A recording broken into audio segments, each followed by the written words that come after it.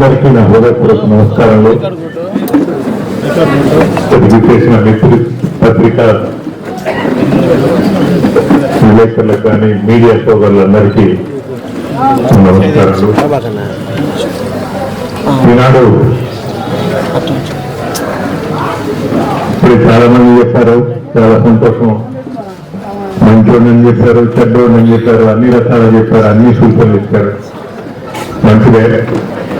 అందరూ నాతో ఈ మాట్లాడిన వాళ్ళందరూ నాతో కుటుంబ సభ్యులే. కొంతమంది ఇటీవలుగా జాయిన్ అయిన వాళ్ళు, కొంతమంది 40 ఏళ్ళుగా సంబంధాలు ఉన్నవాళ్ళు, కొంతమంది నాతో ఒక్కరు మాట్లాడారు. వాళ్ళ కుటుంబంతో 70-80 ఏళ్ళుగా మా కుటుంబం సంబంధాలు ఉన్నాయి. పుట్టక ముందు నుంచి సంబంధాలు ఉన్నాయి కుటుంబాలు. చాలా మంది తరతరాలుగా మా తండ్రి గారితో, మా తాతగారితో సంబంధాలు ఉండేవాళ్ళు కూడా చాలా మంది ఉన్నారు. ఇవాళ వీళ్ళందరూ నేను ఎప్పుడు చెప్తుంటాను, మా ఊరికి నేను వచ్చినప్పుడు 81 నవంబర్లో వచ్చాను. నేను నా కుటుంబ సభ్యులతో సహా ఒక 70-80 మంది పేర్లు మాత్రం నాకు తెలుసు. ఈరోజు నా నియోజకవర్గంలో నేను ఒక 40,000 మందిని పేరు పెట్టి పిలవగలుగుతున్నానంటే వారందరి యొక్క ఆరాధనం, వారందరి యొక్క ప్రోత్సాహం నా వెనకుండారనే ధైర్యం నాకు. ఇన్ని సంవత్సరాలు ఎన్నో ఊరుగురుకులు చూసాం. అధికారంలో ఉన్నాం, అధికారం లేకపోయినాం. ఇప్పుడు ఎవరో చెప్పారు నేను ఏదో భయపడి ఉన్నాము, మాకు భయంగా ఉన్నది. నేను స్వతహాగా మా తండ్రి గారు చాలా మందికి ఇక్కడ కొత్త తరం వాళ్ళకి తెలియకపోవచ్చు, కానీ 81లో మా తండ్రి గారు హత్య చేయబడ్డారు. ఏ విధమైన భాగస్వామ్యం లేదు, ఏ విధమైన తప్పు మా తండ్రి గారు చేయలేదు. పేదవాడికి అందుబాటులో ఉండి అందరికీ సాయం చేస్తున్న వ్యక్తి. అంటున్న వ్యక్తి కూడా నన్ను జైల్లో వచ్చి కలిసి నాకు లెటర్ రాశాడు. అతను జైల్లో ఐజీ గారితో పోయి జైల్లో కలిశాను. అతను కూడా నాకు బాధపడి పొరపాటు జరిగిపోయింది సార్, నాకు వేరే రకంగా చెప్పారు, మేమేదో చేశామని ఏదో చెప్పారు. ఇది చూశా నేను చిన్న వయసులో చూసా. దాని తర్వాత అనుకున్నా మనం ఉన్నంత వరకు, వీలైనంత వరకు తగాదాలు, కొట్లాట్లు, కొడుచుకోవడాలు, నడుచుకోవడాలు ఏ కుటుంబానికి జరగకూడదు. ఎందుకంటే నా కుటుంబంలో జరిగి ఆ కుటుంబం పడిన బాధ నాకు తెలుసు. నాకు ఎవరు లేకపోయినా నా కుటుంబ సభ్యులు, మా తండ్రి గారు ఉన్నారు, వాళ్ళందరి సపోర్ట్తో నేను ఈరోజు ఈ స్థాయికి ఎదిగాను. నాకెవరు ఇంకో ఇవ్వలేదు, ఇంకోటి ఇవ్వలేదు. ప్రజాబలం అయితే మీ అందరి దేవాల ఉంది. నేను వీలైనంత వరకు ఎవరి మీద తగాదాలు, కక్షలు పెంచుకోవాలనే ఉద్దేశం కాదు. కానీ మా ఏరియాలో వాళ్ళందరికీ కార్యకర్తలు తెలుసు. మా వాడికి ఎవరికి ఎంత పెద్ద నాయకుడైనా, ఎంత పెద్ద వ్యక్తి అయినా మా వాడి మీద ఏదైనా జరిగితే అన్యాయంగా కొద్దిసేపు వచ్చుకుంటాం, తిరిగి వాళ్ళకి చదువు చేసే పరిస్థితి మాకు తెలియకుండా కాదు. మాకే ఎవరు గాలు చూసుకోలేరు. ఇంకా వాళ్ళకి కాదు, వాళ్ళకి తెలియదు. ఇంకా పెద్ద పెద్ద నాయకులు కూడా మా మీద పోటీ చేసిన వాళ్ళు ఉన్నారు. అందరికీ తెలుసు. పాత రోజుల్లో మా తండ్రి గారు ఉన్నప్పుడు కూడా, పేట చిత్రాలు పెట్టిన జిల్లాల నాయకులు ఉన్నప్పుడు కూడా ఏ ప్రాంతం వారు వచ్చినా చూసేవాడు. కానీ అల్లూరు నుంచి ఒక బ్యాచ్ పోతే వాళ్ళని జాగ్రత్త చూడండి అనేవాడు. ఎందుకంటే ఈ తరగతి పెట్టిన కార్యకర్తలు ఉంటారు, వీళ్ళు ఎవరికి లొంగరు అనేది అందరికీ తెలుసు. వాళ్ళైనా మేము ఖచ్చితంగా ఉంటాం. ఏమీ కాదు, నా తోటి ఉన్న ప్రతి ఒక్కరూ సైనికుల్లాగా ఉంటారు. ఎవరికి మనం భయపడాల్సిన అవసరం లేదు. కానీ అట్లని మనం ఎవరి మీద లేవలసిన అవసరం లేదు. ఇన్ని సంవత్సరాలు మా వాళ్ళని కాపాడుకుంటున్నామంటే అదే స్పిరిట్తోనే కాపాడుకుంటున్నాం. రేపు రాబోయే ఎన్నికల్లో నేను ఒక సంవత్సరం 3 నెలల ముందు చెప్పాను, విష్ణు శంకరారావుతో స్టార్ట్ చేశాను.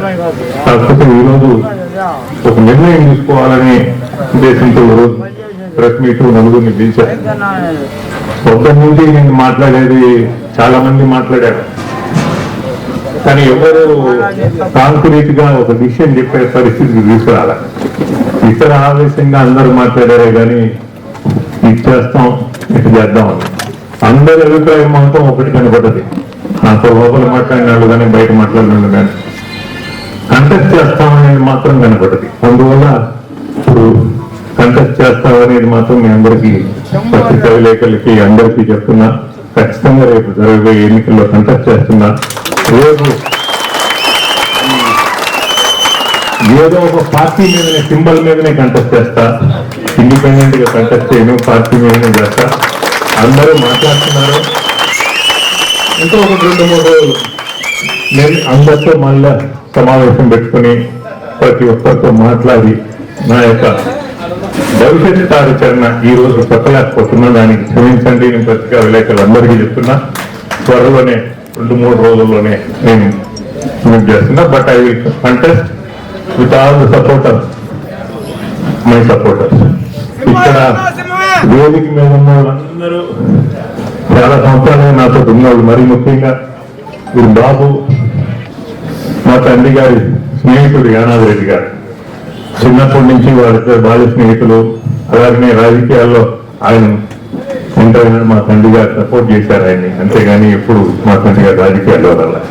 కానీ నేను రాజకీయం వచ్చినప్పటి నుంచి యానాది రెడ్డి గారు నేను గురు శిష్యుల్లాగానే మెలిగాం. నన్ను బిడ్డలాగానే చూశాడు. నాకు చాలా మంది చెప్పారు వారసుడు బిడ్డలాగానే చూశాడు. ఈ రోజు కూడా నేను మీటింగ్ లో ఇక్కడ పెట్టేటప్పుడు ఆ కుటుంబం నుంచి ఎవరో ఉండాలి వేదిక మీదని బాబుని తీసి కూర్చోమన్నా. ఎందుకంటే మంచి చెడు ఏదున్నా నా అనేవాడు ఆ రోజు పాత రోజుల నుంచి ఉన్నాడు. ఈరోజు కాలం మారిపోయినా వీళ్ళందరూ ఇక్కడ ఎవరు ఒక్కరి సీనియర్ నాయకులు లేడు, ఒకటి జూనియర్ నాయకులు లేడు. ప్రతి ఒక్కడు వారి వంతు నా వెనక ఉండి నన్ను బలపరచడంలే. ఎవరిని నేను ఒక్క వెనక ఇప్పుడు ఇందాక ఒక ఆయన్ని మా బాబు నెట్టేశాడు వెనక్కి. వాడి వెనక ఊరుంది, ఒక ఊరికి పెద్ద కాపు. వాడు చెప్పినట్టు ఊరు ఉంటది కానీ బాబుకి తెలియదు.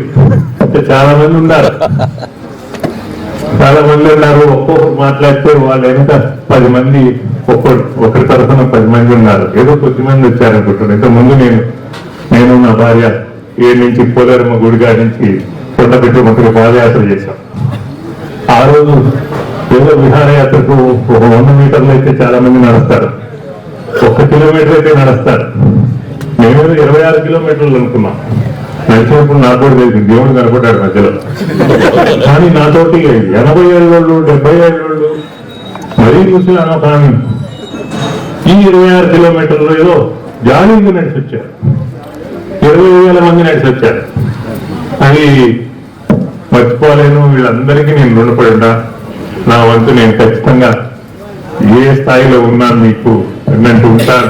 నా శక్తులని మీ యొక్క అభిమానాన్ని మీ చూపించిన ఆదరణ నిలబెట్టుకుంటూ మీకు అందుబాటులో ఉండి సేవ చేసేదానికి ప్రయత్నం చేస్తా. ఎవరికైనా నేను ఏదైనా చేయలేకపోతే అది కూడా చెప్పండి, నాకు నా చేయలేదని. అందువల్ల మొన్న ఇటీవల నాకు సర్జరీ జరిగింది. ఆపరేషన్ థియేటర్ కి స్ట్రెచర్ మీద తీసుకుపోతున్నారు. పక్కనే ఫోన్ ఉంది, ఒక ఆయన ఫోన్ చేసి డాక్టర్ సరిగ్గా చూడడం లేదన్నాడు. నేను ఫోన్ చేసి డాక్టర్ తో మాట్లాడిన తర్వాత సర్జరీ కంటిన్యూ చేయమన్నా. డాక్టర్ ఏమైతే అలవాటు అయిపోయింది.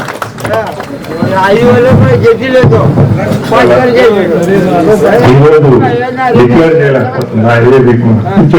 ఎందుకంటే మీరే అన్నారు, పత్రికా విలేకరులందరూ అన్నారు, ఒక్కోరు వాళ్ళు ఆవేశంగా మాట్లాడేది కానీ కరెక్ట్ గా ఇచ్చేద్దామని ఒక్కరి అభిప్రాయం మీద పోయేది కాదు. అంటే అందరి అభిప్రాయం ఇక్కడ ఉన్న ప్రతి ఒక్కరి అభిప్రాయం చూసుకొని వాళ్ళందరినీ సపోర్ట్ చేసుకుని నిర్ణయం తీసుకోవాల్సిన పరిస్థితి. ఇవాళ నిర్ణయానికి వచ్చి కూడా మళ్ళీ ఆగుతున్నాం. ఆగి మళ్ళా వీళ్ళందరినీ మళ్ళా కలుపుకుని మాట్లాడుకుని త్వరలో 2-3 రోజుల్లో నేనైతే ఎన్నికల్లో పోటీ చేసేది మాత్రం ఖాయం. ఇది గుర్తు మీద పోటీ చేస్తాను. అది ఏదనేది మొత్తం చెప్పలేదు. దయచేసి మన్నించండి. మీరందరూ ఈరోజు వచ్చి మీ అందరి యొక్క చాలా మంది ఇప్పుడు రంగయ్య గారు మాట్లాడారు. ఇవాళ నాకు 19లో పోటీ చేశానండి. నేను నా సంగతి చేసినట్టు చాలా మందికి తెలుసు. ఏ పార్టీ ఉన్నానో ఆ పార్టీ కార్యకర్తలను కాపాడుకుంటా. యూత్ కార్యకర్తలతో వాళ్ళు ఎవరైనా నా దగ్గర పనులు వస్తే తప్ప నేను మాట్లాడాను. నియోజకవర్గ ఎమ్మెల్యే అంటే ఎమ్మెల్యే పదవి పెద్ద పదవి కాదు. మనకు ఒక లైసెన్స్ ఇచ్చారు పనిచేసేదానికి. ఆ పనిచేసేదానికి ఎవరు వచ్చినా వాళ్ళందరికీ తగ్గట్టు ఎవరికైనా అందుబాటులో ఉండే ప్రయత్నం చేశారు. దాంతో భాగంగా 2019లో నాకు తెలుగుదేశం పార్టీ టికెట్ ఇచ్చింది. లాస్ట్ మూమెంట్ నామినేషన్ వేసే రోజు ముందు రోజు నైట్ ఇచ్చారు టికెట్. నాకు నామినేషన్ వేసి చేసేదానికి పోయేటప్పుడు చాలా మందిని కలిశారు.